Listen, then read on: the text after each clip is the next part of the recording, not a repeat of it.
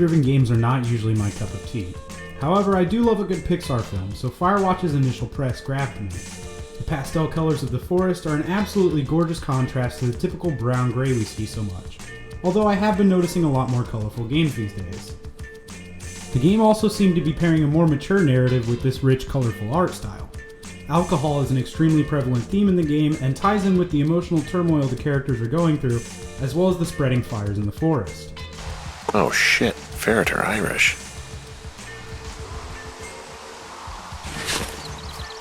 The game's narrative establishes itself with a text intro that offers you a few choices to set the story up with.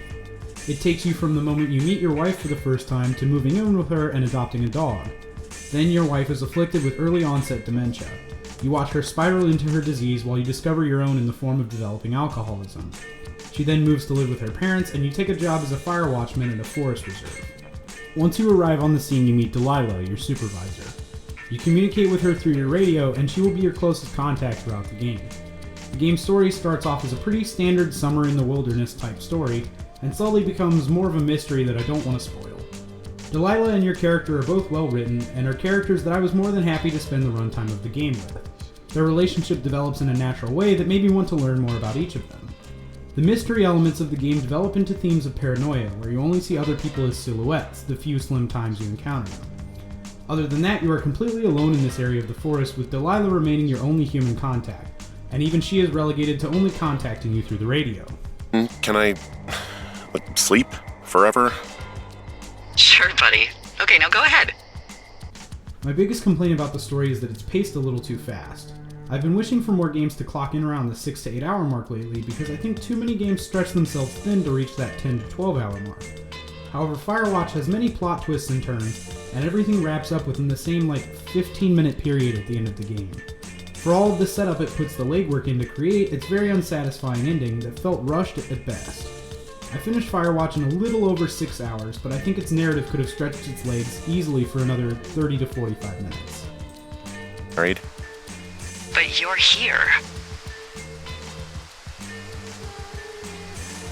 Everything's fine, just, The game's visuals are great as well. The text uses a thin sans serif font, and the graphic design accentuates these with thin lines and themes of yellow and black. The aforementioned Pixar art style looks even better with Firewatch's brilliant sunlit areas. One of the best features of the game is that you find a disposable camera at one point that you can essentially use to take screenshots. You can even go to a website and order prints of your screenshots.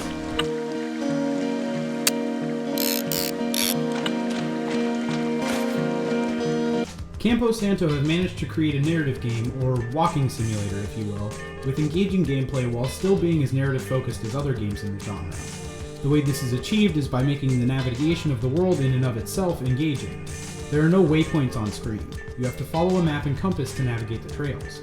You also find various pieces of equipment throughout the game, such as pythons and rope, that will allow you to navigate to different areas. I found myself memorizing different landmarks on the map and how to get to them. The game successfully replicates the feeling of hiking and makes the act of simply navigating the world an enjoyable experience. Another way the game separates itself from other narrative-driven games is that all your choices are made without any breaks in gameplay. Your choices lie in what you say to Delilah through the radio and what you report to her. One of the problems with this system, however, is that there are multiple areas in the game where there are a bunch of items you can report to her, but you can only report them one at a time. This led to me standing around looking at the next item to report and just waiting for the characters to finish their lines, and then repeating that process several times. This really isn't that big of a deal, but it did get kind of annoying after a while. Firewatch is the only narrative-driven choice game where I've ever really been engaged with the gameplay. On top of that, it's gorgeous and its story has a point to make beyond the surface level of the narrative. So I'm gonna have to give Firewatch a glowing recommendation. So yeah, thanks for watching and peace.